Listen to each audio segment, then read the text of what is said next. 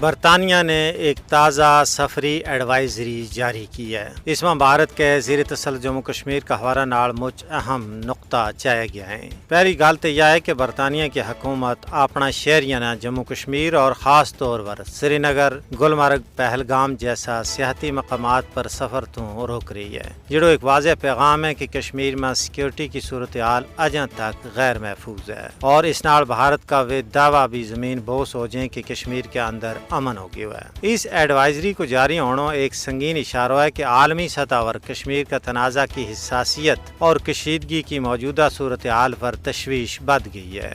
Advisory کی ایک اور اہم وجہ 10 نومبر نہ دہلی میں ہونے والا فالس فلیگ آپریشن ہے، جس نہ بھارت کی طرفوں ایک نویں جہریت کی کوشش کا طور پر دیکھا جا رہا ہے۔ اس میں بھارت کی طرفوں پاکستان کے خلاف کسی نواں ڈرامہ رچان کی کوشش کی جا سکے، جس نہ ماہرین نے سیاسی فائدہ حاصل کرنے کی کوشش قرار دیتا ہے۔ فالس فلیگ آپریشن کو مقصد عام طور پر مخالف کے خلاف عالمی سطح پر رائے ہموار کرنا اور داخلی سطح پر سیاسی فائدہ چانا ہے۔ ماہرین نے ان آپریشنز کی غیر جانبدار بین الاقوامی تحقیقات کو مطالبہ کیا ہے تاکہ ان واقعات کی حقیقت واضح ہو سکے اور کسی بھی غیر جواز نہ بے نقاب کیا جا سکے۔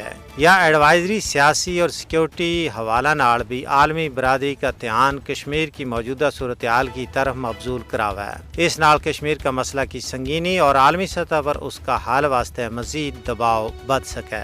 یہ ایڈوائزری ایک بڑی علامت ہے کہ عالمی برادری کشمیر اور جنوبی ایشیا میں بڑھتی ہوئی کشیدگی پر مجھ زیادہ نظر رکھی ہوئی ہے اور مستقبل میں کسی ممکنہ تصادم یا سیاسی بحران کا حوالہ نال سوچ رہی ہے۔